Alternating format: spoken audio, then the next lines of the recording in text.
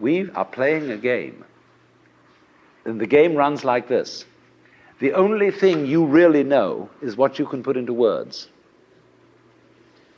Let's suppose I love some girl rapturously. And somebody says to me, well, do you really love her? Well, how am I going to prove this? Well, say, write poetry. Tell us all how much you love her. Then we'll believe you. So if I'm an artist and I can put this into words and convince everybody that I've written the most ecstatic love letters ever written, they say, all right, okay, we'll admit it. You really do love her. But supposing you're not very articulate, are we going to tell you you don't love her? Surely not. You don't have to be Heloise and Abelard to be in love. So the whole game that our culture is playing is that nothing really happens unless it's in the newspaper. So when we're at a party, and there's a great party, somebody said, it's too bad there wasn't a tape recorder. And so our children begin to feel that they don't exist authentically unless they get their names in the papers. And the fastest way of getting your name in the papers is to commit a crime. And then you'll be photographed, then you'll appear in court, then everybody will notice you. It really happened if it was recorded. In other words, if you shout and there doesn't come back an echo, it didn't happen. Well, that's a real hang-up. It's true, there's fun with echoes. We all like singing in the bathtub because there's more resonance there. And when we play a musical instrument like a violin or a cello, it has a sounding box because that gives resonance to the sound. And in the same way, the cortex of the human brain enables us, when we are happy, to know that we are happy. And that gives a certain resonance to it. If you're happy and you don't know you're happy, there's nobody home. But this is the whole problem for us. Several thousand years ago, human beings evolved the system of self-consciousness. And they knew. There was a young man who said, though, it seems that I know that I know.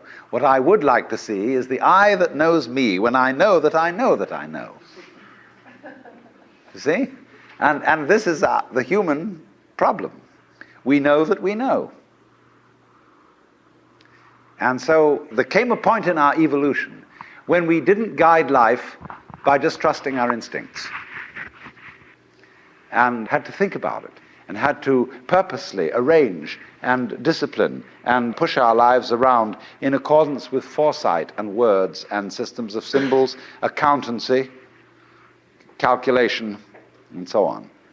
And then we worry. Once you start thinking about things, you worry as to whether you've thought enough. Did you really take all the details into consideration? Was every fact properly reviewed? And by Jove, the more you think about it, the more you realize that you really couldn't take everything into consideration, because all the variables in any human decision are incalculable. So you get anxiety. And this, though, also, this is the price you pay for knowing that you know, for being able to think about thinking, to feel about feeling. And so you're in this funny position. Now then, do you see that this is simultaneously an advantage and a terrible disadvantage? What has happened here is that by having a certain kind of consciousness, a certain kind of reflexive consciousness, being aware of being aware, being able to represent what goes on fundamentally in terms of a system of symbols, such as words, such as numbers. You put, as it were, two lives together at once, one representing the other. The symbols representing the reality, the money representing the wealth.